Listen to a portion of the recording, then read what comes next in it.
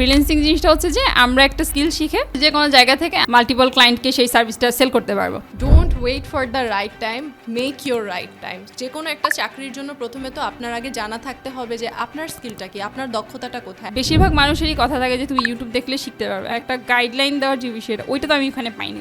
একটা সময় এমন হতে পারে আপনার বাবার আপনাকে প্রয়োজন, ইমোশন দিয়ে আসলে কিছু হয় না। আমি যদি হচ্ছে পোস্টটা আপনাকে দেখাই যে 70,000-এরও বেশি হচ্ছে ওনার ফিক্সড ইনকাম। প্রত্যেকটা মেয়ের আসলে ওই ভিশনটা থাকা উচিত যে না, আমার লাইফে 10 বছর পর কি হতে পারে। বাসায় বসেও তো একটা লাইফ, একটা ক্যারিয়ার বিল্ড আপ করা যায়। প্রত্যেকটা মেয়ের জন্য অনলাইন প্ল্যাটফর্মটা সব থেকে সেফ একটা প্ল্যাটফর্ম।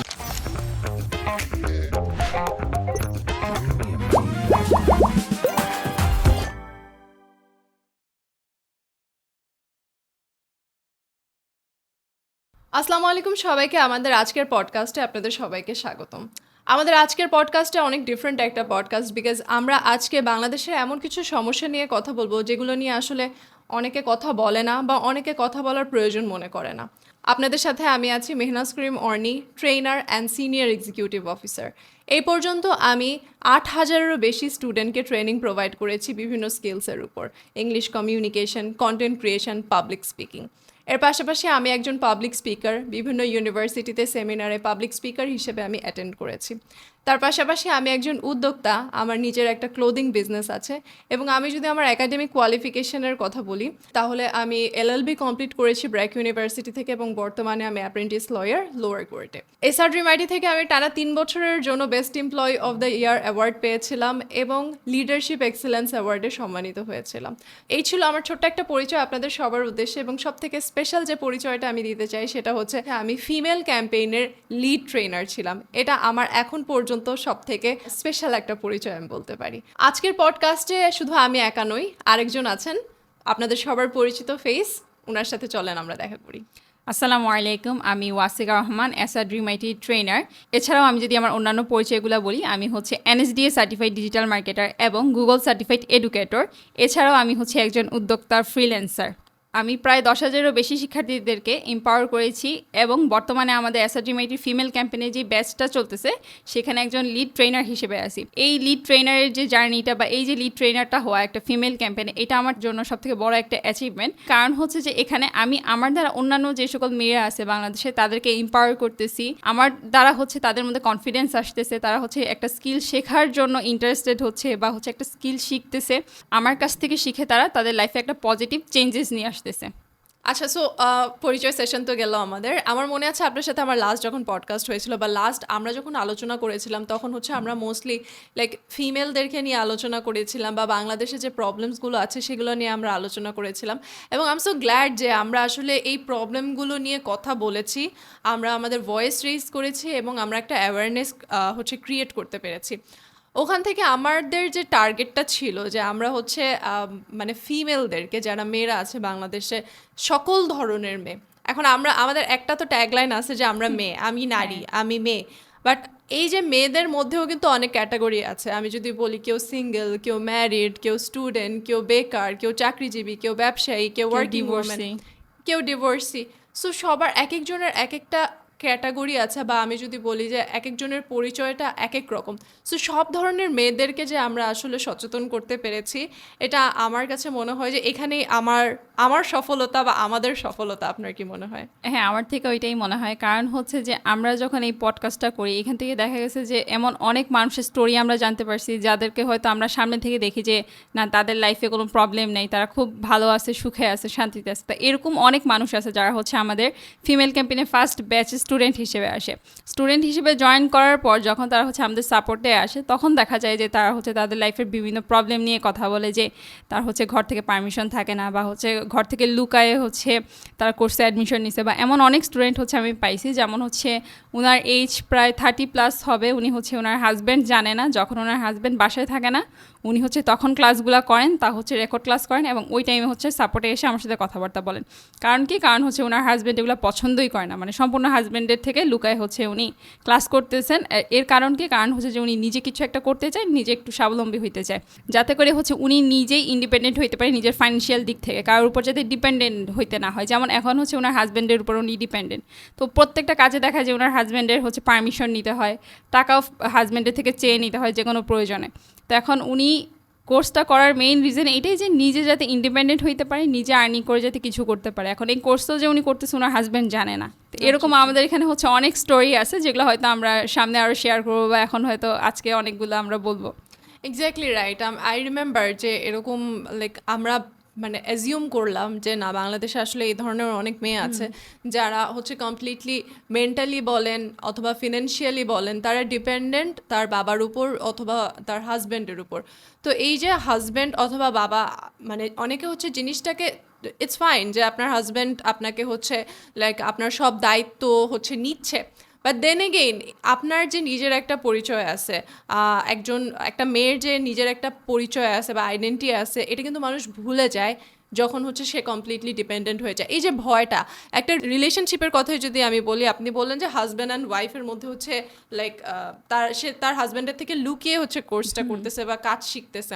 তো এই যে ভয়টা, একটা রিলেশনশিপ থাকবে হচ্ছে যেখানে কোনো ভয় থাকবে না, সব থেকে কমফর্ট জোন যেখানে থাকবে যে আমি যেটা করতেছি একজন আরেকজনকে সাপোর্ট করবে। কিন্তু আসলে শুধু বাংলাদেশ না, পুরো বিশ্বেই হচ্ছে এই জিনিসটা রয়েছে যে আসলে হাজব্যান্ড অ্যান্ড মানে হাজব্যান্ডরা হচ্ছে ম্যাক্সিমাম ক্ষেত্রে দেখা যায় কি আসলে তার ওয়াইফদেরকে ওইভাবে সাপোর্ট করে না। I am not saying 100%, but অনেক ডমিনেট করে রাখে, ডমিনেট করে। সো এই ডমিনেটটা করার যে সুযোগটা, এটা আসে কিভাবে? কারণ she is completely dependent on her husband. খুবই স্বাভাবিক। এখন আমরা যদি একজনের উপর ডিপেন্ডেন্ট থাকি, সে তো আমাকে ডমিনেট করবেই, এটাই তো স্বাভাবিক। আবার এমন না যে আপনি ইনকাম করতেছেন তাই আপনি ডমিনেট করতেছেন, এমনও কিন্তু হয় না। কিন্তু দুইজন যদি ইনকাম করে একটা ফ্যামিলিতে বা একটা রিলেশনশিপে, আমি বলবো হাজব্যান্ড অ্যান্ড ওয়াইফ দুইজনেই যদি ইনকাম করে, তাদের মধ্যে একটা যে মিউচুয়াল আন্ডারস্ট্যান্ডিংটা থাকে, সেখানে যদি একজনের উপর ডিপেন্ডেন্ট হয়ে যায় তখন কিন্তু সেই মিউচুয়াল আন্ডারস্ট্যান্ডিং একটু আচ্ছা। এখন এই যে দুইজন আর্নিং এর যে বিষয়টা, আমরা যদি এখন আমাদের বর্তমান বাজার মূল্যটাও যদি দেখি, এখানেও কিন্তু সব কিছুর হচ্ছে প্রাইস অনেক হাই হইতেছে, যত দিন যাইতেছে সব কিছুর দাম বাড়তেছে। এখন বাজারে হচ্ছে একটা ড্রেস কিনতে গেলেও দেখা যায় আগে যে জিনিসটা হচ্ছে 1,500-2,000 টাকায় পাওয়া যেত, এখন সেটা 3,000, 4,000, 5,000 টাকা হইতেছে। একটা প্রোডাক্ট কিনতে গেলেও কিন্তু সেটার অনেক দাম হইতেছে। তো দেখা যায় একজনের আয়ে কিন্তু এখন আর আগে যেরকম খুব ভালোভাবে চলা গেছে, এখন কিন্তু ওইরকম হয়ও না। তো সেই ক্ষেত্রে যদি দুইজন হচ্ছে আর্নিং করে, জিনিসটা কিন্তু খুব স্মুথলি চাইলে চলা যায়। এটা তো মনে করেন আমাদের পার্সপেক্টিভ, বাট এটা তো আসলে সবাই তো এভাবে চিন্তা করে না। That's the problem. ইভেন আমি বলবো সবাই চিন্তা করে না, এদের মধ্যে মেয়েদের সংখ্যাও অনেক বেশি। মেয়েরা আসলে এই জিনিসটা বিলিভই করতে চায় না বা এই জিনিসটা বুঝতেই চায় না যে আমার কিছু একটা করা দরকার বা আমার কিছু একটা করা লাগবে। ধরে নিলাম যে একটা মেয়ে খুবই আমি বলবো যে ভালো একটা ফ্যামিলি থেকে বিলং করে, যেখানে আসলে তার কখনো কোনো কিছুর অভাব ফিল হয় নাই, যখন যেটা চেয়েছে তখন সেটা পেয়েছে। এই জিনিসটা হয়েছে, and then again she got married and তার হাজব্যান্ডও তাকে ওই জিনিসটা সার্ভ করতেছে, সে যেটা চাচ্ছে সে সেটা পাচ্ছে। বাট এর মধ্যে সে নিজেকে কিন্তু হারায় ফেলে। এমন সামটাইমস অনেক সময় দেখা যায় কি অনেক টাকা আছে, টাকা পয়সা আছে, কোনো কিছুর অভাব নাই, বাট মেন্টাল পিসটা নাই। কেন নাই? বিকজ তার ফ্রিডম নাই।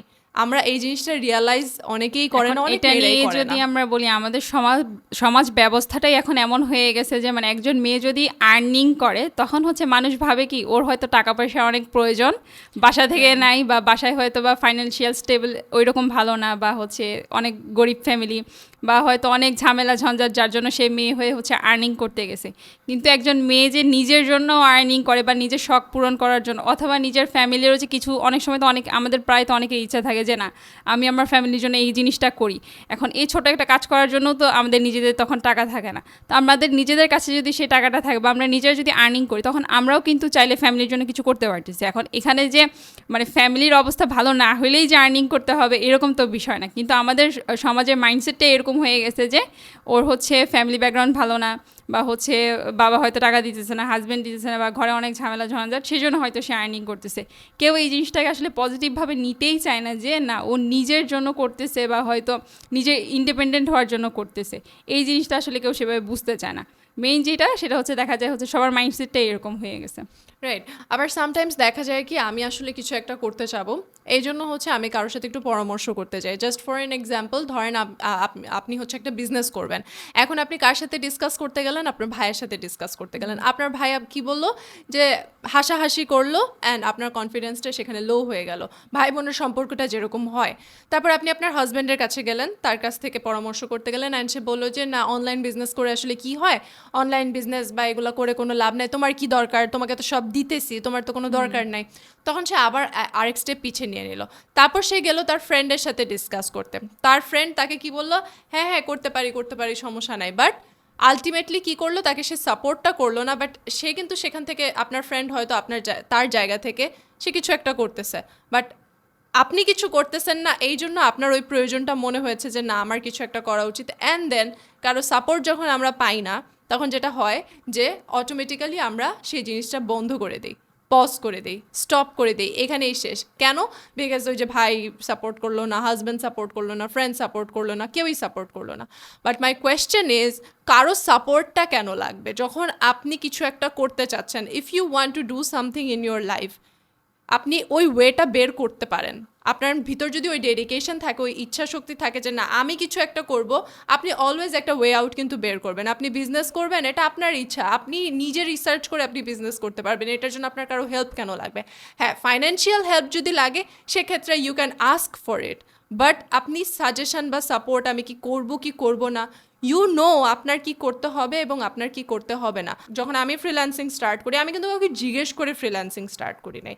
আমি যখন কোনো কোর্সে ভর্তি হই, আমি কিন্তু কাউকে জিজ্ঞেস করে কোর্সে ভর্তি হই নাই। আমি কেন ভর্তি হয়েছি? বিকজ আমি ফিল করছি যে আমার এটার প্রয়োজন আছে, আমার কিছু টাকার দরকার আছে, আমার কিছু ইনকামের দরকার আছে।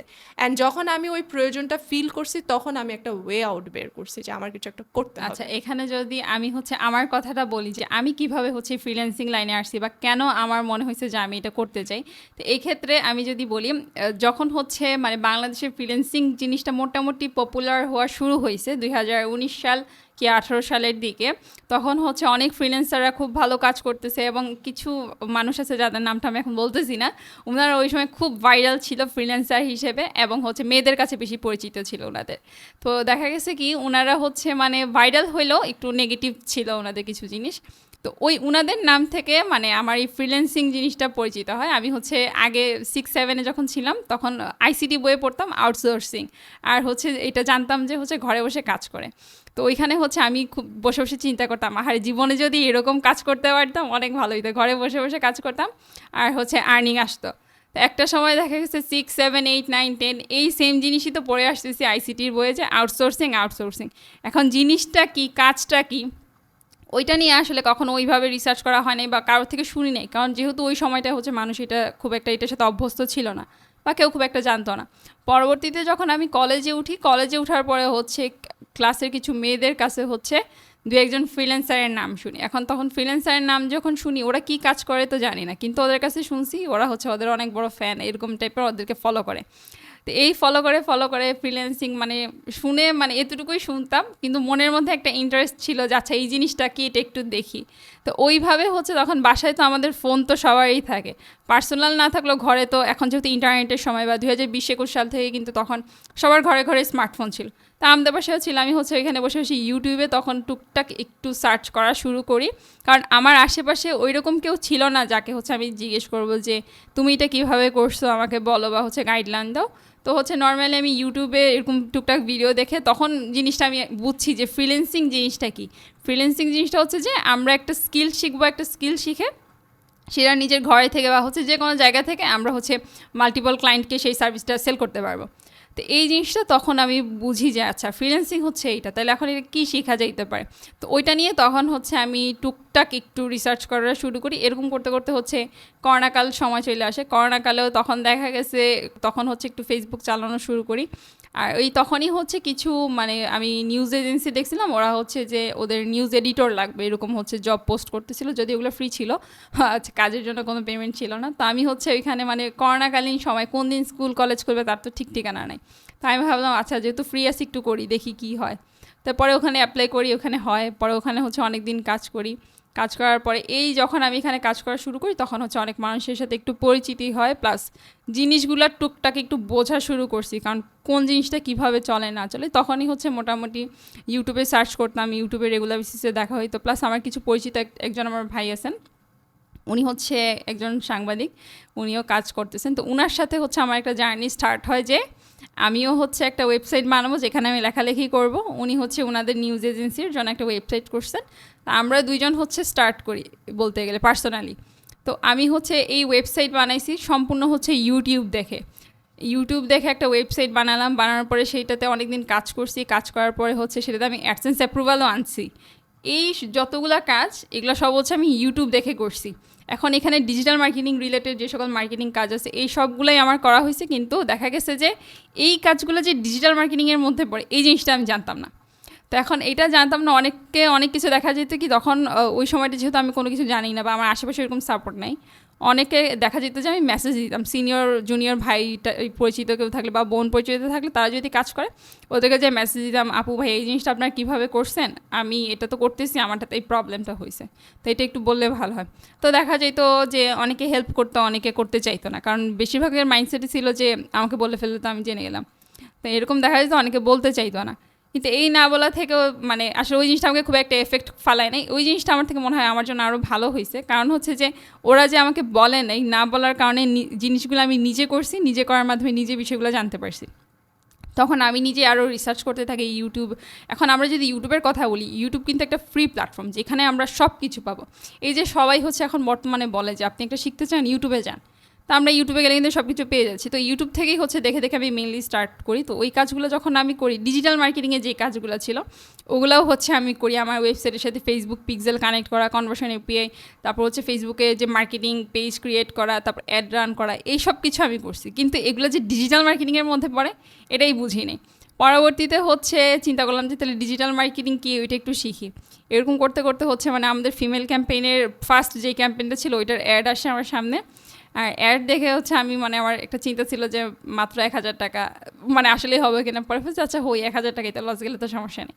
তো পরে এখানে অ্যাডমিশনেই নেওয়ার পরে যখন হচ্ছে স্যার আমাদের ক্লাস নেন, শুভ স্যার, তখন উনি যখন আমাদেরকে হচ্ছে ফেসবুক মার্কেটিংয়ের রিলেটেড যে কাজগুলো দেখাইতেন, প্লাস হচ্ছে ডিজিটাল মার্কেটিংয়ের যে কাজগুলো দেখাইতেন, এখন এগুলো যখন স্যার ক্লাসে দেখাইতেন তখন আমি কানেক্ট করতাম, আচ্ছা এগুলো তো আমি অলরেডি করছি, তাহলে এটার সাথে এটা যখন কানেক্ট করতাম তখন দেখতাম যে আচ্ছা তাহলে এগুলোই হচ্ছে ডিজিটাল মার্কেটিং।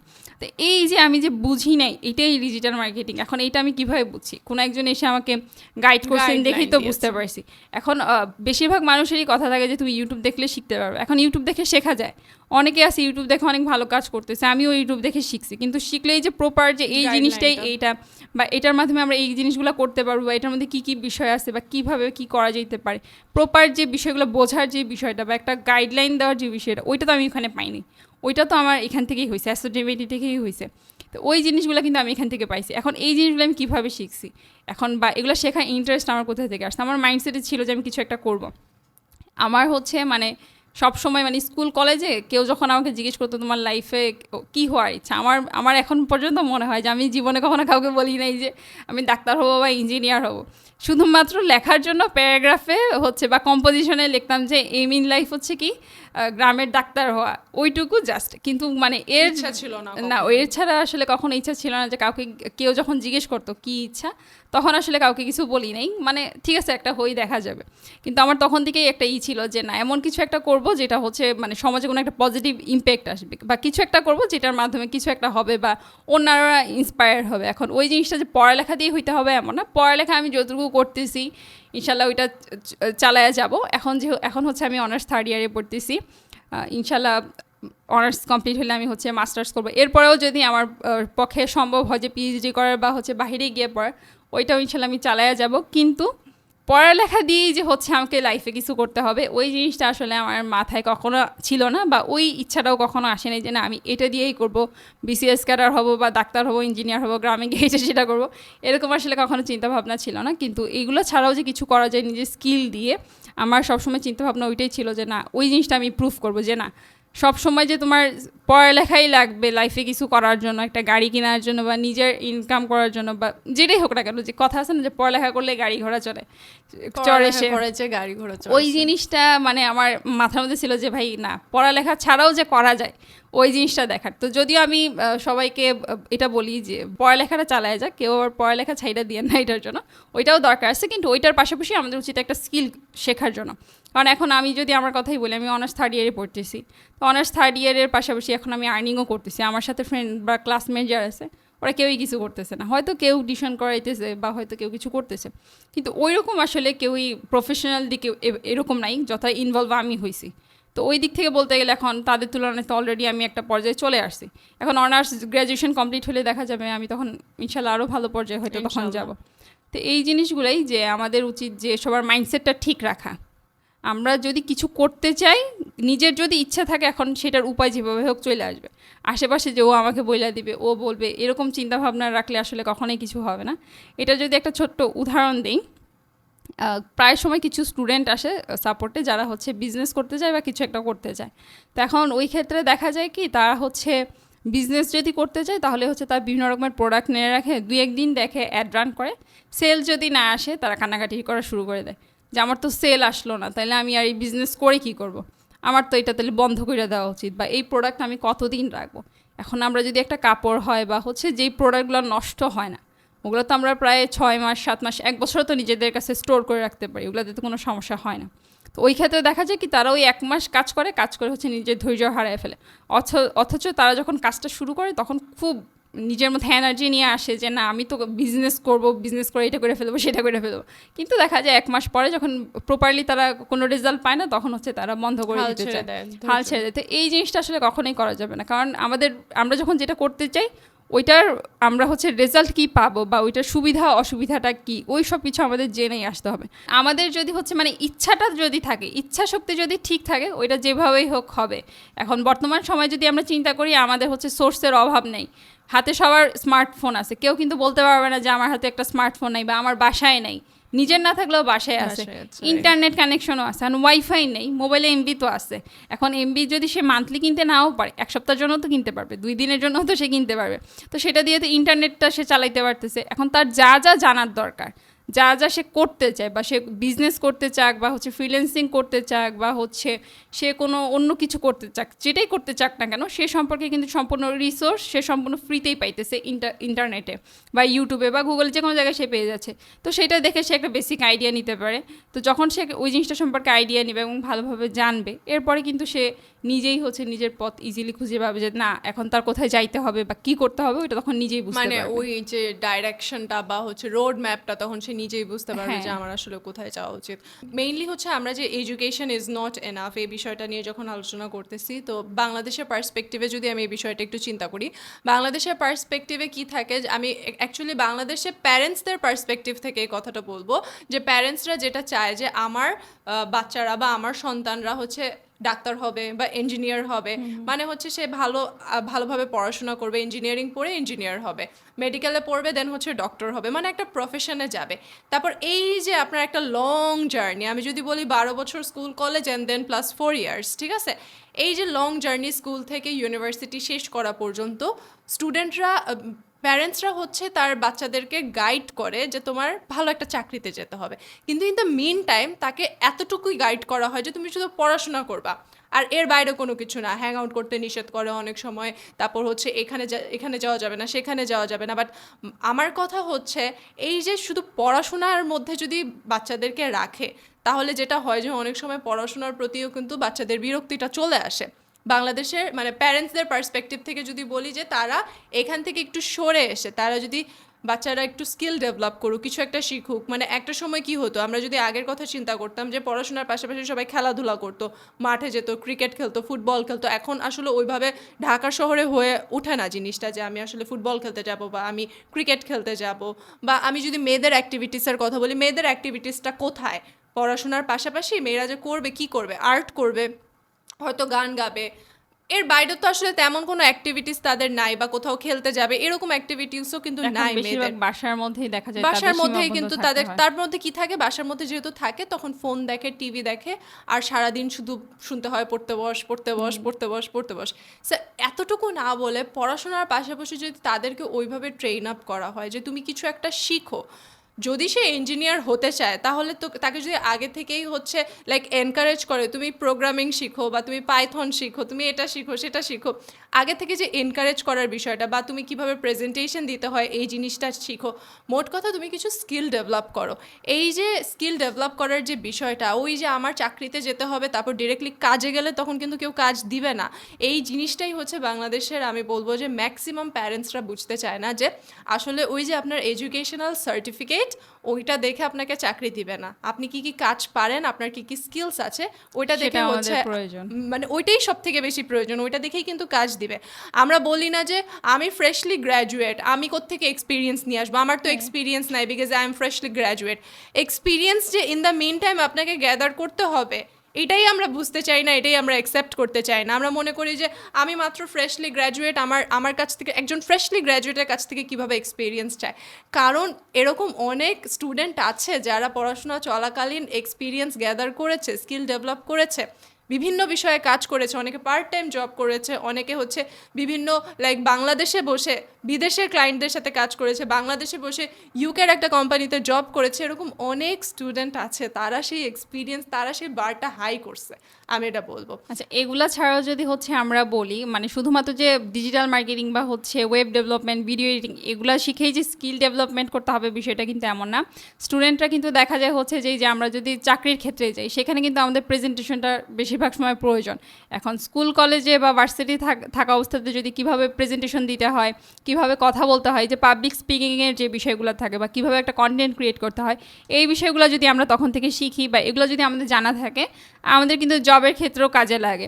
এই যে ফ্রেশলি গ্র্যাজুয়েট যারা থাকে তাদের যে এক্সপিরিয়েন্সের যে বিষয়টা থাকে, এক্সপিরিয়েন্সের ক্ষেত্রে কিন্তু সে যদি হচ্ছে তার ভার্সিটিতে কোনো একটা ইভেন্ট হোস্ট করে, সেই জিনিসগুলো যদি সে তার স্কিলে দেখায় বা হচ্ছে এক্সপিরিয়েন্সের ক্ষেত্রে দেখায়, এগুলো কিন্তু তার হচ্ছে অনেক বেশি কাজে দেয়। তো বেশিরভাগ ক্ষেত্রে দেখা যায় কি বেশিরভাগ স্টুডেন্টরা হচ্ছে এইসবের দিকে অ্যাক্টিভও থাকে না, অন্যান্য স্কিল তো দূরে থাকে, এই জিনিসগুলো হচ্ছে তারা শিখতে চায় না। তো এইগুলোও যদি তারা শিখে, এগুলো কিন্তু তাদের অনেক বেশি কাজে দেয় জবের ক্ষেত্রে। Exactly right. আমরা যদি ওয়েট করতাম যে না গ্র্যাজুয়েট হবো অ্যান্ড দেন হচ্ছে একটা পজিশনে যাব বা একটা চাকরিতে যাব, এখন আমি হচ্ছে একটা কোম্পানির সিনিয়র এক্সিকিউটিভ অফিসার, এখন আমি আমার গ্র্যাজুয়েশনের আগেই হচ্ছে একটা কোম্পানির, তাও এসআর ড্রিম আইটির মতো টপ রেটেড একটা আইটি ইনস্টিটিউট, এখানে আমি সিনিয়র এক্সিকিউটিভ অফিসার। সো একজন freshly graduate senior executive officer হবে, গ্র্যাজুয়েট হওয়ার পরে হচ্ছে সে আরও এক্সপিরিয়েন্স গ্যাদার করবে, চাকরি করবে বিভিন্ন পজিশনে, তখন কিন্তু তার জার্নিটা তখন নতুনভাবে তাকে স্টার্ট করতে হবে, যেটা আমি আমার পড়াশোনা চলাকালীন, আমার ইউনিভার্সিটিতে থাকাকালীন আমি আমার জার্নিটা স্টার্ট করছি দেখে, অ্যান্ড আমি হচ্ছে লাইক গ্র্যাজুয়েট হওয়ার আগেই আমি এরকম আলহামদুলিল্লাহ আমি একটা ভালো পজিশনে আমি আসতে পারছি, অ্যান্ড মানুষ এখন আমাকে চিনতেছে, ইভেন আমি এখন ট্রেনিং দিচ্ছি। সো এই জিনিসটা কিভাবে পসিবল হয়েছে, বিকজ আমরা স্টার্ট করছি, কিন্তু অনেকেই স্টার্টটাই করতে চায় না, এই যে ফার্স্ট স্টেপ, আমরা এই ফার্স্ট স্টেপটাই নিতে চাই না। আমরা মনে করি যে না, লেট মি গ্র্যাজুয়েট ফার্স্ট, পড়াশোনা শেষ করি অ্যান্ড দেন হচ্ছে আমি স্টার্ট করবো। ফার্স্ট স্টেপটা নেওয়া কিন্তু সবসময় অনেক বেশি মানে কঠিন থাকে। কারণ হচ্ছে এইটাই একটা সময় থাকে যখন হচ্ছে আমরা খুব বেশি কনফিউজ থাকি বা দ্বিধাদ্বন্দ্বের মধ্যে থাকি যে আমরা করবো কি করবো না, বা এটা যদি আমরা করি এটার কনসিকুয়েন্সটা কি হইতে পারে, এটার কি রেজাল্ট ভালো আসবে না খারাপ হবে, অনেক বেশি চিন্তা থাকে সবার মধ্যে, বা অনেক রকমের চিন্তা ভাবনা ঘুরতে থাকে। তো এক্ষেত্রে আমরা যেহেতু একটা স্কিল শিখতেছি, এখন স্কিল শিখলে তো কোনো লস নাই, স্কিল শিখলে সবসময় লাভই আছে। এখন স্কিল শিখে যে আপনাকে ফ্রিল্যান্সিং করতে হবে বিষয়টা তো এমন না। আপনি রিমোট জব করেন বা হচ্ছে আপনি যদি বাংলাদেশে কোনো একটা ভালো কোম্পানিতে জবও করতে চান বা একটা মাল্টি ন্যাশনাল কোম্পানিতেও যদি জব করতে চান, সেখানে তো দেখা যায় আপনার কী কী স্কিল আছে। আপনি না হয় ঢাকা ভার্সিটি থেকে পড়লেন বা বিদেশ থেকে পড়ে আসেন বা যেখান থেকেই পড়ে আসেন না কেন, আপনার স্কিলগুলো তো তখন লাগবে। তো আপনি যদি স্কিলগুলো শিখে রাখেন, ওই সব কোম্পানিতে যখন আপনি অ্যাপ্লাই করবেন, আপনার স্কিল থাকলে কিন্তু তখন এমনিতেই নিয়ে নিতেছে। এখন এই স্কিল যদি আপনি শিখেন, এখানে কোনো লস নাই, এখানে আপনার লাভই আছে। এখন আপনি যদি এটা নিয়েই কনফিউশনে থাকেন যে শিখবো কি শিখবো না, দ্বিধাদ্বন্দ্বে থাকেন, তাহলে হবে না। কারণ আমাদেরকে সবসময় ফার্স্ট স্টেপটাই নিতে হবে, এটা যতই কঠিন হোক না কেন, আমরা যখন একবার ফার্স্ট স্টেপটা নিয়ে নিব, তারপরে কিন্তু আমাদের পথগুলো এমনিতেই ইজি হবে, বা হচ্ছে হয়তো বাধা আসলেও দেখা যাবে সেই জিনিসগুলো আমরা ইজিলি ক্রস করে ফেলতে পারবো, কারণ আমরা অলরেডি স্টেপটা নিয়ে ফেলছি। Exactly right. এই জন্য আমাদের অলওয়েজ আসলে মনে রাখা উচিত যে don't wait for the right time, make your right time. কারণ আমাদের আসলে রাইট টাইমটা আমাদের নিজেরই মেক করে নিতে হবে, নিজেরই বানিয়ে নিতে হবে, এই জিনিসটা আমাদের সবসময় সবার মনে রাখা উচিত। এই যে আমরা যে বললাম যে এডুকেশন ইজ নট এনাফ, এই জায়গাটা যদি আমি আবার আরেকটু কথা বলি, যে পড়াশোনার ফেজটা না হয় শেষ করলাম, পড়াশোনার মাঝখানে কাজও করলাম। আবার আরেকটা ক্যাটাগরি যদি আমরা একটু চিন্তা করি, অনেকে পড়াশোনা করে, গ্র্যাজুয়েশন কমপ্লিট করে, কিন্তু তারা তাদের ক্যারিয়ারটা স্টার্ট করে না। কেন স্টার্ট করে না? এটা ম্যাক্সিমাম ক্ষেত্রে শুধুমাত্র মেয়েদের ক্ষেত্রে এই জিনিসটা হয়। ছেলেদের তো বিষয়টা এরকম, ওদের পার্সপেক্টিভটাই এরকম থাকে যে না আমার কিছু একটা করতে হবে, আমার ইনকাম করতে হবে।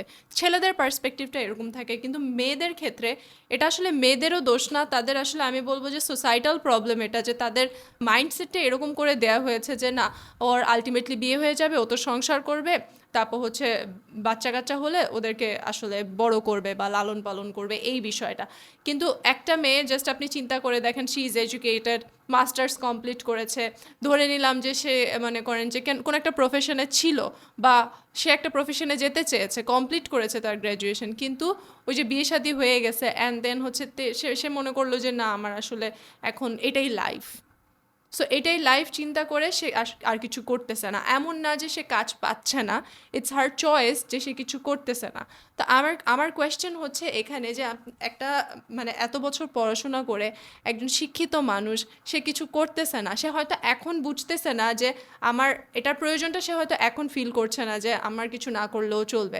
বাট একটা সময় যে লাইফ অনেক আনপ্রেডিক্টেবল, বলা যায় না মানুষের লাইফে কখন কি হয়। আমি যদি বলি যে আপনি যদি আপনার বাবার উপর ডিপেন্ডেন্ট থাকেন, একটা সময় এমন হতে পারে আপনার বাবার আপনাকে প্রয়োজন, তখন আপনি আপনার বাবাকে কিভাবে সাপোর্ট করবেন? আপনার যদি মনে হয় যে না আমি তো আমার ভাইয়ের আছে, আমার মার আছে, আমার ফ্যামিলির আছে, সমস্যা নাই, একটা সময় তো এমন হতে পারে যে আপনার প্রয়োজন, এখন নাও ইটস ইয়োর টাইম যে আপনার ফ্যামিলির আপনাকে প্রয়োজন, তখন আপনি কোথা থেকে তাদেরকে হেল্প করবেন? আমরা যতই বলি I am mentally here, emotion দিয়ে আসলে কিছু হয় না। আপনি যদি ফাইন্যান্সিয়ালি ওখানে থাকতে না পারেন, আপনার ভ্যালিউও থাকবেন এবং আপনার কন্ট্রিবিউশনটা কিন্তু জিরো থাকবে ultimately. At the same time আমরা যদি হচ্ছে একটা মনে করেন আফটার ম্যারেজের কথা বলি, হ্যাঁ সাংসারিক জীবনের কথা যদি বলি, যে আপনি চিন্তা করতেছেন আমার হাজব্যান্ডের এনাফ আছে, সো আমার তো এখন কাজ করার দরকার নেই।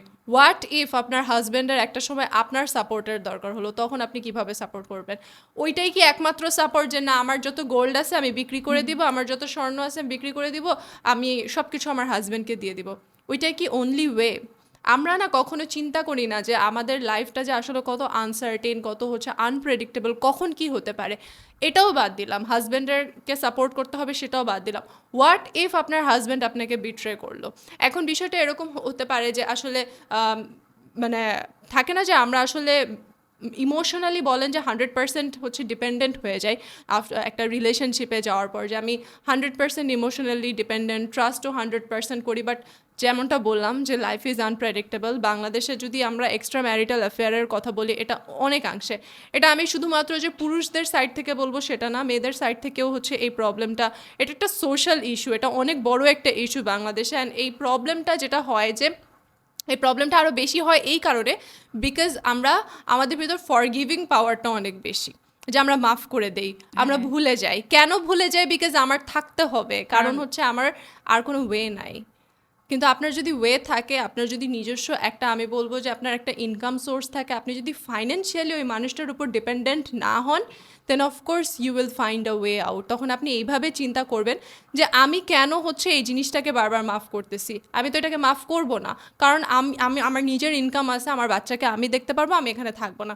অনেক সময় দেখা যায় কি এই কনফিডেন্সটা যদি থাকে অ্যান্ড এই ওয়ে আউটটা যদি থাকে, দেন হচ্ছে ওই মানুষটা হয়তো ঠিক হয়ে যেতে পারে। Then again it's not something যেটা মাফ করে দেওয়ার আর মতো। এটা আসলে গ্যারান্টিও নাই যে ঠিক হয়েই যাবে ঠিক বা হয়ে কিছু যাবে একটা। এরকম কোনো গ্যারান্টি নাই। এখন হচ্ছে মানে আমি তাই তো বললাম যে আসলে শুধুমাত্র ছেলেদের সাইড থেকে এমন না, মেয়েদের সাইড থেকে হচ্ছে এই প্রবলেমগুলো, এক্সট্রা ম্যারিটাল অ্যাফেয়ারের প্রবলেমটা হয়। সো আমি বলবো প্রত্যেকটা মেয়ের আসলে মানে ওই ভিশনটা থাকা উচিত যে না আমার লাইফে 10 বছর পর কি হতে পারে, কনসিকুয়েন্সেস চিন্তা করব না, আবার একদমই যে চিন্তা করা যাবে না সেটাও না। অফকোর্স আপনার একটা ব্যাকআপ প্ল্যান অবভিয়াসলি থাকতে হবে। এখন ব্যাকআপ প্ল্যান মানে কি, মানুষ আবার এভাবে ভাবতে পারে ব্যাকআপ প্ল্যান মানে কি আমি চিন্তা করে রাখবো ওর সাথে হচ্ছে আমার কোনো প্রবলেম হলে আমি আরেক জায়গায় চলে যাবো। No, it's not the backup plan. Backup plan হচ্ছে আপনার সার্ভাইভাল প্ল্যান, আপনি কিভাবে সার্ভাইভ করবেন। অ্যান্ড আপনার সার্ভাইভাল প্ল্যান হচ্ছে আপনার ইনকাম সোর্স, আপনার ফাইন্যান্সিয়াল ইন্ডিপেন্ডেন্সি, যে না I am financially stable, no matter what. কখনো যদি আমার হাজব্যান্ডের প্রয়োজন হয় I can help him out, কখনো যদি আমার ফ্যামিলির প্রয়োজন হয় I can help them out, কখনো যদি এমন হয় যে সবাই আমাকে ভুলে গেছে I can find myself. কারণ আমার সেই সার্ভাইভাল পাওয়ারটা আছে, আমার সেই ইনকাম সোর্সটা আছে, আমার কাউকে লাগবে না। ওই রিয়ালাইজেশন এখানে যেমন আপনি হচ্ছে বিট্রে কথাটা বললেন যে হাজবেন্ড বা ওয়াইফ অনেক সময় একে অপরকে বিট্রে করে বা চিট করে, যেটাই হোক। এখন এক্ষেত্রে দেখা যায় কি মেয়েদের ক্ষেত্রে ফ্যামিলি কিন্তু সাপোর্ট করে না, বেশিরভাগ ক্ষেত্রে মেয়েদেরকে বলে যে ঠিক আছে মানায়া নেও বা হচ্ছে নিজেরটা নিজে দেখো, এরকম চলে। যার জন্য দেখা যায় কি মেয়েটা হচ্ছে মানে কি করবে বুঝতে পারে না, কারণ তার নিজের তো কোনো হচ্ছে কিছু থাকে না, কাজ করে না, সে নিজেই আরেকজনের উপর ডিপেন্ডেন্ট থাকে। তখন যখন ওইখানে প্রবলেম হওয়া শুরু করে, সে যখন তার নিজের বাসায় জানায়, ফ্যামিলিকে, বাবা মা বা হচ্ছে ভাই বোন যে থাকে তাদেরকে যখন জানায়, তারা বলে কি তোমার প্রবলেম, তোমারটা তুমি দেখে নাও, বা তোমাকে আমরা বিয়ে দিয়ে দিচ্ছি, এখন তোমারটা তোমার বিষয়, তুমি কিভাবে ম্যানেজ করবে বা কী করবা না করবা তোমার বিষয়। আর ছেলেরা অনেক সময় একটু এরকম করে, ক্ষমা করে দাও বা এরকম যে বিষয়গুলো থাকে। এখন এক্ষেত্রে কিন্তু অনেক সময় দেখা যায় কি রিলেশনশিপগুলো অনেক বেশি টক্সিক হয়ে পড়ে, বা অনেকের হচ্ছে মাথায় সুইসাইড করার মতন চিন্তা ভাবনাগুলোও চলে আসে। যেমন এই যে রিসেন্ট ইস্যুর কথাই যদি আমরা বলি, যে বর্তমানে ফেসবুকে হচ্ছে রিসেন্টলি যে ইস্যুটা অনেক ভাইরাল, ইকরা মোস্ট প্রবাবলি মেয়েটার নাম, সে যে হচ্ছে সুইসাইড করলো, তার একটা বাচ্চা আছে, কয় বছরের, 6 বছর নাকি 7 বছরের, আরো একটু ছোট হবে, আচ্ছা এরকমই ধরে নিলাম হচ্ছে 5-6 বছরের একটা বাচ্চা আছে। সো ওই বাচ্চাটাকে রেখে সে সুইসাইড করলো। এখন যদি এটাও যদি চিন্তা করি, সুইসাইড করা তো হারাম, তাই না? ওই পার্সপেক্টিভ থেকেও তার সুইসাইড করাটা উচিত হয় না। নাম্বার 2, তার মেন্টাল স্টেট কেমন ছিল এটা আমরা জানি না।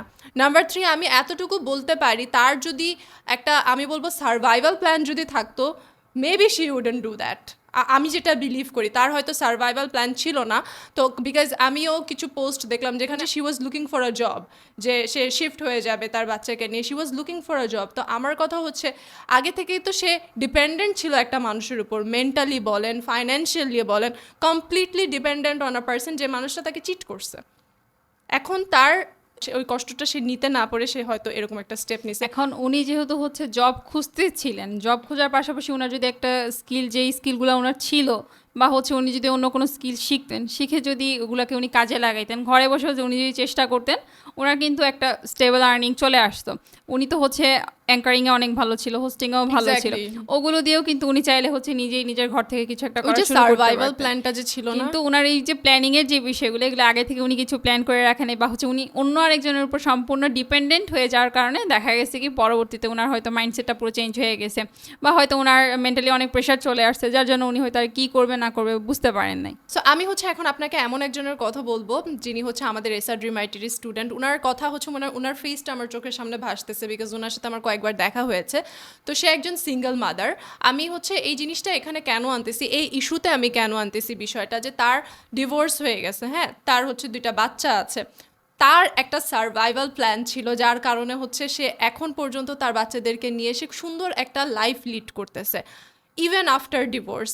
এখন দেখা যায় কি, এক্সট্রা ম্যারিটাল অ্যাফেয়ারের কথা বাদ দিলাম, এক্সট্রা ম্যারিটাল অ্যাফেয়ারের পরও অনেকেই কী করে, তাদের সংসারটা কী করে যে কন্টিনিউ করে। বাট আমি বলবো যে বিভিন্ন কারণে, আসলে শুধুমাত্র ডিভোর্স যে শুধুমাত্র এক্সট্রা ম্যারিটাল অ্যাফেয়ারের কারণে হয় সেটা কিন্তু না, আরও অনেক প্রবলেমস আছে যার কারণে হচ্ছে হাজব্যান্ড ওয়াইফের মধ্যে যে সমস্যাগুলো হয়, যার কারণে ডিভোর্সটা হয়। কিন্তু ডিভোর্সের পরের যে সার্ভাইভাল প্ল্যানটা, এটা সবার থাকে না, যার কারণে এরকম ডিসিশন অনেকে নিতে পারে না, এবং একটা টক্সিক রিলেশনশিপের মধ্যে থাকে, এবং এটা চিন্তা করে যে না, যেটাই হোক আমার এখন মেনে নিতে হবে, বিকজ আমার আসলে কোনো সার্ভাইভাল প্ল্যান নেই, আমি 2টা বাচ্চা নিয়ে কোথায় যাব। সো আই ডোন্ট নো আসলে তাহমিনা মমতাজ চৌধুরী আপুর সাথে আসলে কি হয়েছিল, বাট আমি এতটুকু জানি যে সে একজন সিঙ্গেল মাদার, তার 2টা বাচ্চা আছে, এবং সে তার 2টা বাচ্চাকে হচ্ছে খুব সুন্দর একটা লাইফ সে গিফট করছে। আমি এটা গিফট বলতেছি, বিকজ সে একজন একা একটা মানুষ হিসেবে, একা একজন মেয়ে হিসেবে, শি ইজ অ্যান এক্সাম্পল যে না, আসলে মেয়েরা চাইলে আসলে সব কিছুই পারে, মেয়েরা চাইলে মেয়েরা একাই তার সন্তানদেরকে বড় করতে পারে এবং ভালো একটা লাইফ গিফট করতে পারে। সে যেমন একজন ফ্রিল্যান্সার, তার একটা বিজনেস আছে, এবং আমি বলবো যে সে আগের থেকে অনেক ভালো আছে এখন। সো আমি একটু উনার পোস্টটাই হচ্ছে আপনাকে একটু দেখাই, আমাদের SR dream IT official public গ্রুপে উনি পোস্ট করেছে যে উনি হচ্ছে এখন প্রতি মাসে আলহামদুলিল্লাহ 70,000-এরও বেশি ফিক্সড ইনকাম উনার। আমি যদি হচ্ছে একটু পোস্টটা আপনাকে দেখাই। সো এসআর ড্রিম আইটির স্টুডেন্ট উনি আমাদের এসআর ড্রিম আইটির পক্ষ থেকে কিন্তু ইন্সপায়ারিং ওমেন অ্যাওয়ার্ডও পেয়েছিল। কারণ কি, বিকজ এই ধরনের স্টোরিগুলো আসলে আমাদেরকে ইন্সপায়ার করে যে না, আমার আসলে ডিভোর্স হয়ে গেছে, তার মানে এই না যে আমি এখন এক বাসা থেকে আরেক বাসায় যেয়ে হয়তো আমি আমার বাবা মার উপর ডিপেন্ডেন্ট হয়ে যাব। সে একটা সার্ভাইভাল প্ল্যান তার খুঁজে বের করছে, সে ফ্রিল্যান্সিং করছে, সে বিজনেস করছে। সো আসলে চাইলে একটা মেয়ে তার সন্তানদের দায়িত্ব সে একাই নিতে পারে, যে সবসময় যে আমাকে মেন্টালি অ্যান্ড ফাইন্যান্সিয়ালি একজনের উপর ডিপেন্ডেন্ট ছিলাম অ্যান্ড ওখান থেকে আমি সরে আসছি মানে আমার লাইফটা এখানেই শেষ। No, it's not the end, it's just আমরা স্টার্টিং। আমরা চাইলে কিন্তু হচ্ছে অন্যের উপর ডিপেন্ড না হয়েও কিন্তু নিজেরাই নিজেদের রাস্তাটা করতে পারি। ঠিক যেমনটা হচ্ছে একটা স্কিল শিখে বা হচ্ছে আমাদের যদি এডুকেশনাল ব্যাকগ্রাউন্ডটা ভালো থাকে তাহলে কিন্তু এটা আমাদের জন্য একটা প্লাস পয়েন্ট। তো ওই ক্ষেত্রে যদি আমরা একটা স্কিল শিখি এবং আমাদের এডুকেশন দুইটাই যদি আমরা মিক্স করি, মিক্স করলে কিন্তু হচ্ছে আমরা যে কোনো জায়গায় জবের জন্য অ্যাপ্লাই করতে পারবো, অথবা আমরা যদি চাই ফ্রিল্যান্সিং করতে, ফ্রিল্যান্সিং করেও একটা ভালো পরিমাণ আর্নিং করা যায়। আপনি যেমনটা বললেন তাহমিনা মমতাজ চৌধুরী, উনি যেমনটা হচ্ছে ওনার সন্তানদেরকে একটা ভালো স্কুলে পড়াচ্ছেন, একটা ভালো লাইফ দিচ্ছেন। তো উনি কিন্তু অনেক স্ট্রাগল করে আসছেন ওনার লাইফে। এত স্ট্রাগল করার পরেও এখন উনি এই বয়সে এসে উনি হচ্ছে একটা স্কিল শিখছেন এবং সেই স্কিলটা শিখে উনি কাজ করতেছেন। কাজ করে কিন্তু উনি ওনার ছেলে মেয়েদেরকে ভালো স্কুলে পড়াচ্ছেন। ভালো স্কুল বলতে কিন্তু ওনাদেরকে কিন্তু ইংলিশ মিডিয়াম স্কুলে পড়াচ্ছে, ঠিক আছে? তো এই ক্ষেত্রে জানেন তাহলে, হ্যাঁ, ওনার সাথে হচ্ছে আমার সাপোর্ট একবার কথা হয়েছিল। তো উনি ওনার হচ্ছে ছেলে মেয়েদেরকে ভালো স্কুলে পড়াচ্ছেন। তো এই যে উনি একটা সময় স্ট্রাগল করছেন, করে তো এখন একটা ভালো অবস্থানে আসছেন, ওনার ছেলে মেয়েদেরকে ভালো একটা লাইফ দিতে পারতেছেন। এর কারণটা কি? এর কারণটা হচ্ছে উনি হচ্ছে একটা স্কিল শিখছেন, সেটাকে কাজে লাগাচ্ছেন, এবং উনার নিজের চিন্তাভাবনাটা ওইভাবেই ছিল বা মাইন্ডসেটটা ঠিক ছিল যে না, আমি কারোর উপর ডিপেন্ডেন্ট হব না, আমি নিজেরটা নিজে করব। কারণ কি, আমরা যদি হচ্ছে আমাদের বর্তমান সময়টা দেখি বা হচ্ছে মেয়েদের জিনিসগুলো যদি দেখি, ওই ক্ষেত্রে দেখা যায় কি একটা মেয়ে যদি ডিভোর্স হয়ে যায় বা হচ্ছে একটা মেয়ে যদি একাও থাকে, ওই একাকে হয়তো তার ফ্যামিলি কোনোভাবে হয়তো টেনে টুনে নিয়ে যায়, কিন্তু যখন তার ছেলে মেয়ে থাকে তখন কিন্তু ফ্যামিলি মানে হয়তো 1 মাস 2 মাস কয়েকদিন পর্যন্ত টানে, এরপরে কিন্তু আর টানে না। এরকম আমাদের আশেপাশে অহরহ উদাহরণ আছে, এটার হয়তো অভাব নাই। অনেকের আছে হয়তো বাবা মারা গেছে, বাবা মারা যাওয়ার পরে হয়তো নানার বাড়িতে গিয়ে উঠছে বা দাদার বাড়িতে উঠছে, উঠলেও কিন্তু দেখা যায় কি তারা সবথেকে বেশি অবহেলিত থাকে। কারণ কি তাদের বাবা নাই, আর হচ্ছে মাও কিন্তু দেখা যায় কি কাজ করতেছে না। এখন মা যদি হচ্ছে কাজ করে নিজে যদি ফাইন্যান্সিয়াল ইন্ডিপেন্ডেন্ট হয়, তখন কিন্তু তার ছেলে মেয়েদের এরকম অন্যের উপর ডিপেন্ডেন্ট হইতে হয় না। উনি নিজেই চাইলে নিজের ছেলেমেয়েদেরকে একটা ভালো লাইফ দিতে পারতেছে, উনারও কারোর উপর ডিপেন্ডেন্ট হইতে হয় না। তো এই ক্ষেত্রে আমাদের উচিত যে নিজেদের জন্য অন্তত কিছু একটা করা। আমরা যদি নিজেরা নিজেদের জন্য কিছু করতে পারি, তখন আসলে আমাদের অন্য কারোর উপর মানে কেউ আমাদের জন্য করবে ওই চিন্তাটা আসলে আমাদের লাগবে না। Right, exactly. At the same time আমি যেটা মনে করি যে যখন এই যে সিচুয়েশনগুলো, যে আমাদের লাইফের যে আনপ্রেডিক্টেবল ঘটনাগুলো যেটা ঘটে যেতে পারে, বলা যায় না কার সাথে লাইফে কি হয়, এটা তো আমরা আসলে কেউ জানি না, তাই না? সো আমরা কি করি যে হলে দেখা যাবে, এই যে বিষয়টা, এই বিষয়টা থেকে আমাদের, আমি মনে করি এটা হচ্ছে সবথেকে ইম্পর্টেন্ট জিনিস, যে এটা যদি হয় মানে আমরা চিন্তাই করি না যে আমার লাইফে এরকম আনপ্রেডিক্টেবল একটা ঘটনা হতে পারে, অ্যান্ড হলে তারপর দেখা যাবে কি করব। বাট এই চিন্তাটা আমাদের কখনো আগে থেকে আসে না, যে আমার আগে থেকেই হচ্ছে একটা মানে প্ল্যান রাখা উচিত, বা আমার আগে থেকেই ওই স্টেবিলিটিটা রাখা উচিত, যে আমার লাইফে আসলে যে প্রবলেমই আসুক না কেন আমি নিজের দায়িত্বটা আমি নিজে নিতে পারবো। বাট আমরা ওই আনপ্রেডিক্টেবল চিন্তাভাবনাগুলো হতে পারে বা সার্কামস্টেন্সেসগুলো আসতে পারে, এই জিনিসগুলো আমরা চিন্তা করি না, যার ফলে কি হয় যে হঠাৎ করে আমার লাইফে একটা অনাকাঙ্ক্ষিত ঘটনা ঘটে গেল, অ্যান্ড দেন আমি একদম দিশেহারা হয়ে গেলাম। তখন হচ্ছে মানুষ অনেক ধরনের এই ধরনের স্টেপ নেয়, অনেকে সুইসাইড বেছে নেয়, অনেকে হচ্ছে একদম ডিপ্রেশনে চলে যায়, ডিপ্রেশনে যে ফিজিক্যালি একদম অসুস্থ হয়ে যায়, এরকম অনেক মানুষ আছে। বাট এই যে আগে থেকেই নিজেকে যদি প্রিপেয়ার করে রাখে, একটা স্টেবিলিটি রাখে, প্রত্যেকটা মেয়ের এই জিনিসটা থাকা উচিত। স্টুডেন্ট বলেন, ম্যারিড বলেন, সিঙ্গেল মাদার বলেন, ভবিষ্যতে কি হবেন আপনি সেটা পরের ব্যাপার, আপনি এখন কি, এই জিনিসটা আমাদের চিন্তা করতে হবে এবং এখন থেকে আমার সেই স্টেবিলিটিটা রাখতে হবে। আদারওয়াইজ কিন্তু ভবিষ্যতে কখন কি হয়, লাইফ ইজ আনপ্রেডিক্টেবল, কে কতদিন বাঁচে, কখন কি হয়, আপনি মারা গেলে আপনার সন্তানদের কি হবে, সব কিছু চিন্তা করে কিন্তু আমাদের এখন থেকেই হচ্ছে আমাদের সেই স্টেবিলিটিটা প্রত্যেকটা মেয়ের রাখা উচিত। সো ধন্যবাদ সবাইকে। আমাদের আজকের পডকাস্ট সেশনটা আমরা এখানেই শেষ করছি। আল্লাহ হাফেজ, দেখা হবে আপনাদের সাথে ফিমেল ক্যাম্পেইনে।